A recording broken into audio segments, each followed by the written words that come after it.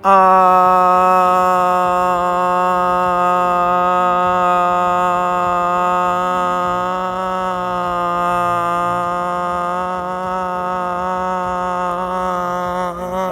let's just retry that. Hello everyone, my name is and today we're back with F1 2018 Classic Career Mode here for the Singapore Grand Prix. For the Singapore Airlines Grand Prix in, I don't know if you can call it a season, I guess, but we're here for the Singapore Grand Prix in the Classic 2009 Braun GP car. We had the Singapore circuit, you know, just over 5 kilometers placed in Singapore. Surprise, surprise. Or the Monaco flag turned upside down and some mayonnaise placed inside. Its strategy is relatively simple. Not a surprise, it's classic career, but it's straight into the race with 5 red lights. And we're underway for the 4th round of the classic career. Of course, there's no qualifying, so that's nothing we can do. Anyways, it's a kind of good getaway. One going for the outside move. We keep it on the inside of the first corner. Nice and clean start, at least for now. But, you know, stuff can happen on the outside. There's a dude.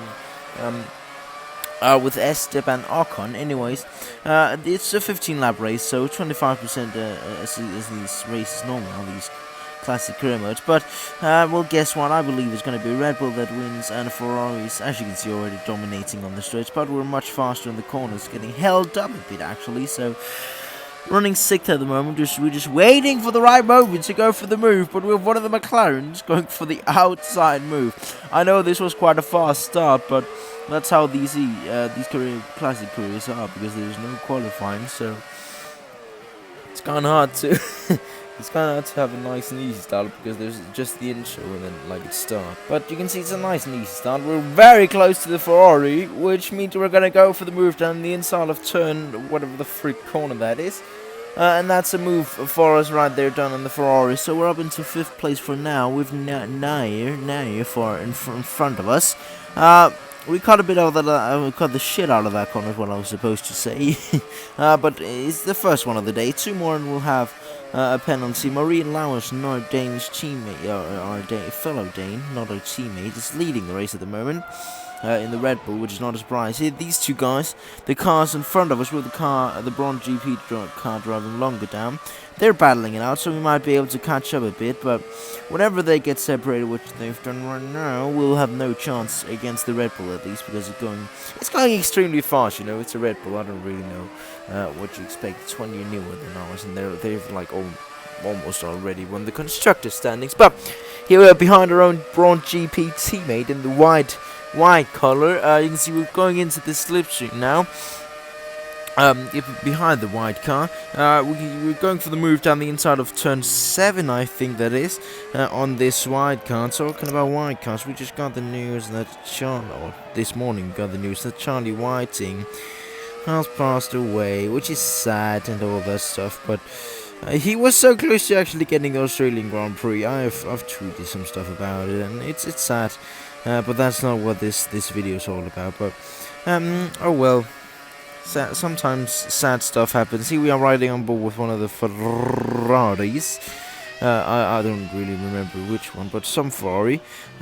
Far longer down the grid, I think. And you can listen, his engine lets go, and it's a retirement for whoever the freak that is. We move up to 4th place, so I don't know if it's one in front of us or one behind us. I think it was one behind us, but virtual safety car for around half a lap's time. We're on lap number 6 now. These videos are very quick fun. That's how these career modes are. I hope you'll be able to survive it, because there's really not a lot of content to do, and I don't really know how exciting it is to see one driving around the same track. It's not the most exciting thing, but whenever you get battles in these old cars, you can really follow behind, and that's a big difference from the newer generation cars, since we actually have a little bit of front wing damage if we take a look at it. I don't know where we got it from, but we can see here, you can see we have a yellow front wing.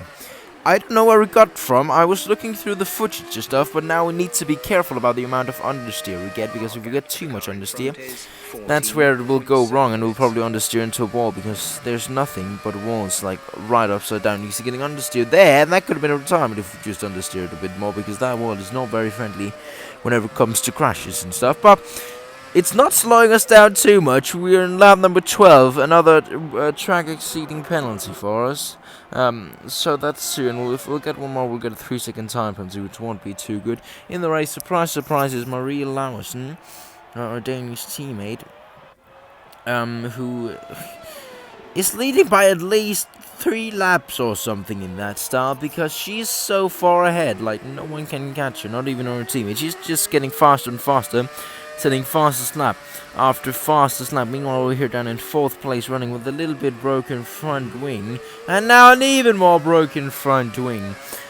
That's what we were supposed to take care of, because whenever you have broken front wing, if you don't know it, you get understeer, and the more and more understeer we get, the closer we will be to getting into walls, which will be more and more dangerous, and in the end will just be like an evil trap and stuff like that. But lap number 14, second last lap of the race, and that is orange front wing for us. We have 1.5 laps left to survive against Shield behind us in the Ferrari, who has hopefully no front wing damage.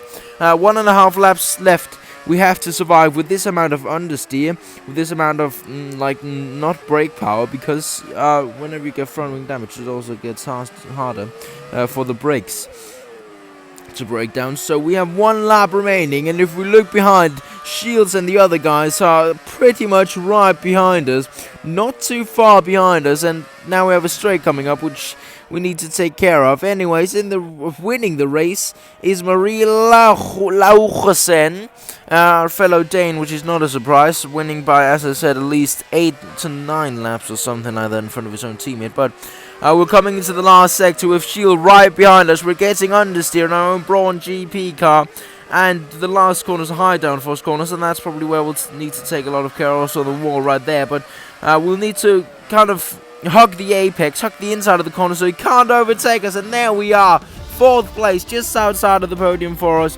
at the Singapore Grand Prix in the classic career mode. 4th place, very, very nice, and some more points. As we said, Marie Lauwersen